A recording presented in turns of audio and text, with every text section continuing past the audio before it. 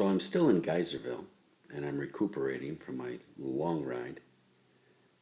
And I thought I would give you a little bit of a tour. John's home is not only beautiful, but it's also a historical landmark. It's a museum of Brumme art, probably one of the finest collections in the whole wide world outside of the one that I have at my house. This is a painting that John and I did a trade over years and years ago, back when I was living in Kenwood. And he was giving me some of his time in designing some crutches to be used as weapons for martial art competitions and in the street. And in return, I gave him a painting. Now, what you're probably looking at is a naked woman diving for a baby. And I've heard people say to me, that makes me a little bit nervous, Steve. Is that baby okay? Yeah, that baby's better than okay. I read a book by Deepak Chopra called Return of the Rishi. A Rishi is an individual who has a great deal of peace and quiet in their heart. These are gurus in the Hindu tradition.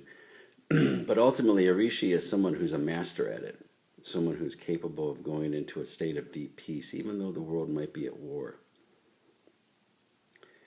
He said that the rishis learned how to meditate, and it wasn't because they wanted to attain more peace. They already had plenty, but rather they wanted to attain a power that lived within them, a power that was so great it made them feel as though they were connected to the entire universe.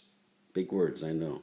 I have no idea what that experience could be like, or maybe I do, and I just don't know that was the experience I might have had. But he said it was similar to a person diving through the layers of their own identity of self. Their identity as a human, a gender-specific human, man or woman, a child or a man or an adult. And then by their profession, and then by their family, and then by their location, and then by their skin color, by their level of intelligence, and any other layer, their sexuality, their emotional maturity. Whatever identity they have, and there could be thousands, the rishis would dive into themselves through a state of meditation until finally they came to a place in which they had no identification of a self separate from the world around them. And again, those are big words, and I don't really know what that means, but they said they did. And when they did, it was like finding their own innocent self. So I have a woman. A woman represents the creative part of every individual, the feminine. The feminine isn't necessarily dainty or anything like that. It's the earth.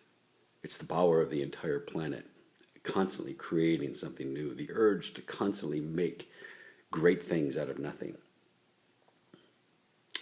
And it's that feminine energy, that creative drive within each person that allows them to continually seek the divine within the person, that expressionless form or void, or again, all real big words, none of them I understand, and yet they're used all the time when this language comes up.